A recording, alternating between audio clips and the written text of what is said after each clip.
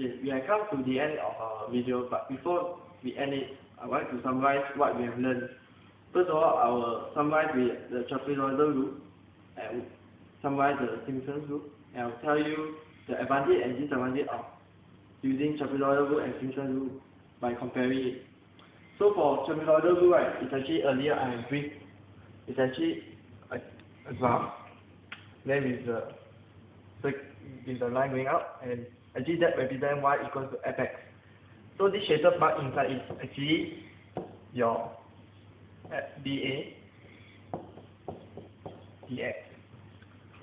So your b minus upper limit is here, your a is actually here. So in the middle, right, there's few lines. So this line is actually, we call it strips. Okay, so every line is represented as y1, y2, y0, y1, y2, then the ending is actually yn minus 1 and yn. Okay, so to use trapezoidal rule, right, in your equation, first you have to find h. So to find h, actually h represented in the graph is actually from this point to this point. So h is actually equal to b minus a over n. b minus a over the n.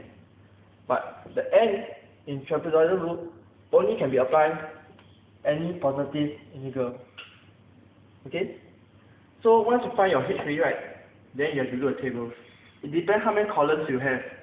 So you fill out the table, and after that, the first row, right, is actually a y0, second y1, y2, and y3. So for me, right, I have 2 columns, 4 rows. So my y2 and y3 is actually represented as, my y3 is equal to yn, and my y2 is actually represented as yn minus 1. So after you have completed your tables, right, then you use the trapezoidal rule formula.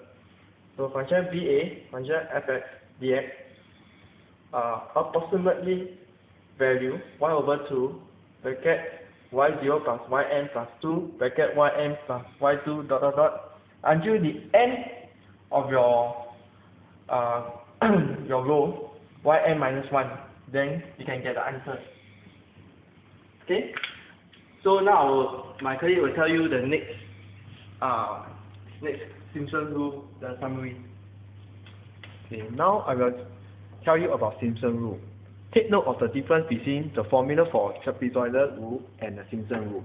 For Simpson rule, the formula is a integrate a to b fx dx approximately 1/3 h bracket y0 plus yn plus 4 bracket y1 plus y3 to yn minus 1. Here is n plus 2, y2 plus y4 plus all the way to yn minus 2 bracket.